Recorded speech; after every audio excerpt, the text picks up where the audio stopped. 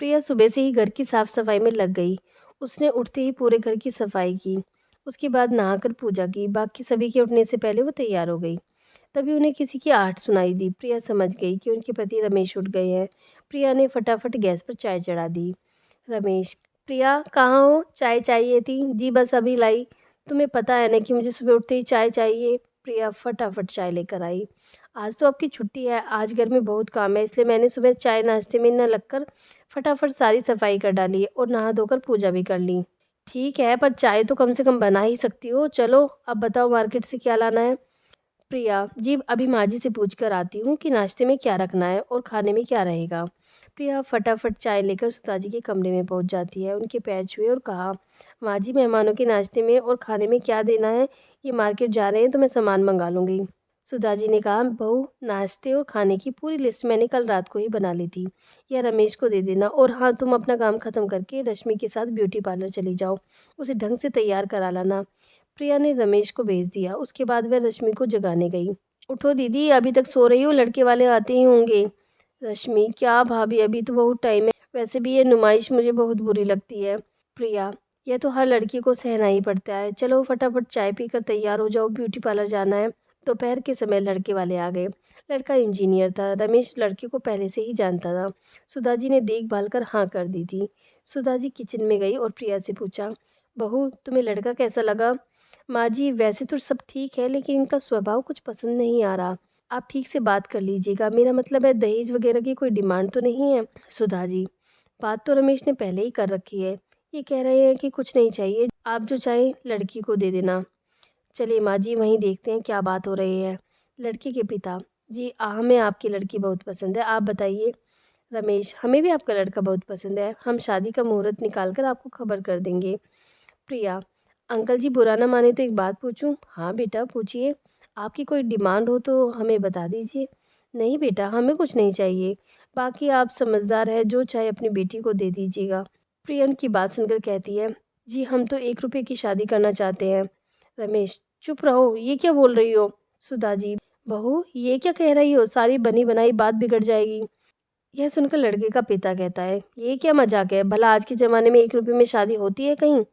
प्रिया, यही तो मैं जानना चाहती हूँ अंकल जी कि क्या चाहिए आपको। रमेश खड़े होकर प्रिया को पकड़कर अंदर ले जाता है। ये क्या बकवास कर रही हो? तुम्हें नहीं पता आजकल ऐसे ही होते हैं, हमें कुछ नहीं चाहिए फिर धीरे धीरे उनकी डिमांड शुरू हो जाएंगी। मेरी बात माने तो ये रिश्ता मत कीजिए। तभी सुधा जी अंदर आ जाती हैं। रमेश, इसे चुप कराओ, बड़ी मुश्किल से एक रिश्ता मिला है, इसे भी ये बर्बाद कर देगी। रमेश उसे डांट कर चुप रहने को कहता है। रिश्ता पक्का हो जाता है। 4 महीने बाद शादी का मुहूर्त भी निकल जाता है। एक दिन रमेश सुबह काम पर जाने के लिए तैयार हो रहा था। तभी लड़के के पिता का फ़ोन आ जाता है। बेटा, हम ये जानना चाह रहे थे कि आप लोगों का क्या बजट है शादी का। रमेश, जी आप चिंता न करें, हम ठीक ठाक शादी कर देंगे। पिता, नहीं मैं सोच रहा था दहेज में एक गाड़ी आप अपनी बहन को देती तो अच्छा रहता। लेकिन आपने तो पहले कहा था कि कुछ नहीं चाहिए। वो तो सब ठीक है, लेकिन कुछ तो तुमने भी सोचा होगा। एक काम करो तुम, अगर छोटी गाड़ी देना चाहते हो तो हम कुछ बाराती कम ले आएंगे, उससे जो पैसे बचेंगे उससे बड़ी गाड़ी दे देना। उनसे बात करने के बाद रमेश सारी बात माँ को बताता है।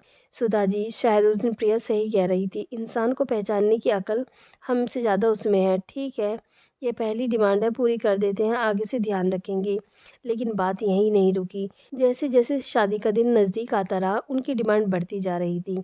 रमेश एक दिन घर पर बैठा था। सुधा जी, बेटा क्या बात है, लड़के वालों ने फिर कोई डिमांड रख दी क्या?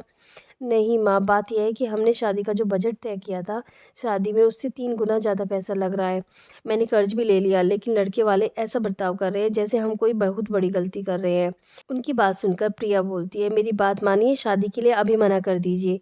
रश्मि के लिए बहुत अच्छे रिश्ते मिल जाएंगे, इनका मुंह हमेशा फटता रहेगा। लेकिन सुधा जी और रमेश बदनामी के डर से लड़के वालों की हर डिमांड पूरी करते रहे। शादी के दिन सभी बहुत खुश थे। जैसे ही बारात आई, सबने बारात का स्वागत किया। रमेश बहुत डरा हुआ था कि कहीं विदा होने से पहले इनकी कोई और डिमांड ना आ जाए। लड़का लड़की फेरों के लिए बैठने ही जा रहे थे कि लड़के के पिता ने कहा, रमेश वो गाड़ी कहीं नज़र नहीं आ रही। जी वो आज डिलीवरी नहीं हो पाई, आप ये पेपर रख लीजिए, गाड़ी सीधी आपके घर पहुंच जाएगी। लड़की का पिता कहता है, ये शादी रोक दो, इस शादी में सबसे बड़ी आइटम ही गायब है। अंकल जी मैं आपके पैर पड़ता हूँ, ये पेपर रख लीजिए, कल सुबह गाड़ी आपके घर पहुँचा दूंगा। नहीं नहीं, ऐसा नहीं हो सकता। सुधा जी और रश्मि रो रहे थे। इधर रमेश परेशान था कि क्या करें। तभी प्रिया सामने आई। अंकल जी, गाड़ी आ गई, वो देखिए। तभी सामने पुलिस की गाड़ी आकर रुकी। उसे देखकर लड़की के पिता डर गए और कहते हैं, कोई बात नहीं, घर की बात है, गाड़ी कल भेज देना। नहीं, अब ये शादी नहीं होगी। प्रिया, तुम सही कह रही थी, ये लालची लोग कल मेरी बहन को मार देते। पुलिस ने दहेज के इल्जाम में बाप बेटे को अरेस्ट कर लिया। इस तरह एक भाभी ने अपनी ननद को बचा लिया।